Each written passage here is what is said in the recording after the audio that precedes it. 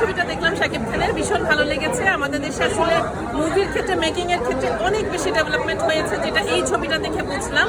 Making খুব ভালো ছিল, খুবই রিচ এবং প্রচুর পয়সা খরচ করেছে, এটাও ভালো লেগেছে। আমরা আসলে সবসময় আর্ট ফিল্মের দিকে বেশি ঝুঁকে যাই, কিন্তু বাণিজ্যিক ছবিও যে ফ্যামিলি নিয়ে দেখার মতন, এই ছবিটা হচ্ছে তার জ্বলন্ত প্রমাণ। আর বরবাদ আসলে যে বললাম, ভালোবাসলে এরকম বরবাদ হয়ে ভালোবাসা দরকার, একজনকেই ভালোবাসা দরকার। ভালোবাসা জনে জনে বিলানো যাবে না, একজনকে ভালোবাসতে হবে, জীবন দিয়ে ভালোবাসতে হবে, তাহলেই সেটা প্রতিদান আসলে পাওয়া যাবে। ডেফিনেটলি তো নায়ক নায়িকা দুজনের ক্যারেক্টারই সমান প্যারালালি গিয়েছে। আমরা অনেক ক্ষেত্রে যেটা হয়, নায়িকাদেরকে একটু হেয় করা হয়, একটু কম দেখানো হয়, বা তাদের লেস ইম্পর্টেন্স থাকে, কিন্তু এই ক্ষেত্রে কিন্তু সমানভাবে সবাইকে, সবার ক্যারেক্টারই, যেমন বাবার ক্যারেক্টার, মার ক্যারেক্টার, নায়ক নায়িকা, সব ইভেন ভিলেইন ক্যারেক্টার, সবটাই কিন্তু সুন্দরভাবে তুলে ধরা হয়েছে। জীবনে সবারই যে প্রয়োজন আছে, এই ছবিটাতে আসলে প্যারালালি সবার ক্যারেক্টার সুন্দরভাবে ফুটে তোলা হয়েছে। এইটা হচ্ছে একটা উদাহরণ। সিনেমাটা দেখার পর এই মুহূর্তে আসলে কোনো ডায়লগ আপনি মনে করছে?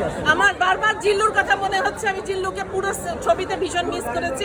শেষ ডায়লগটা ছিল জিল্লু হেলিকপ্টার খবর দে, এইটা আমার দারুণ লেগেছে। যে জিল্লু সবসময় যেভাবে শাকিব খানকে অ্যাসিস্ট করে গেছে, এরকম একজন অ্যাসিস্ট্যান্ট, এরকম একজন পিএস বা আমরা ম্যানেজার, যেটাই বলি না কেন, মোট কথা একজন সঙ্গী যদি পাশে থাকে, আর কিছু লাগে না আসলে, বলা মাত্র সবকিছু রেডি হয়ে যায়। এরকম সবার জীবনে একটা করে জিল্লু দরকার। এই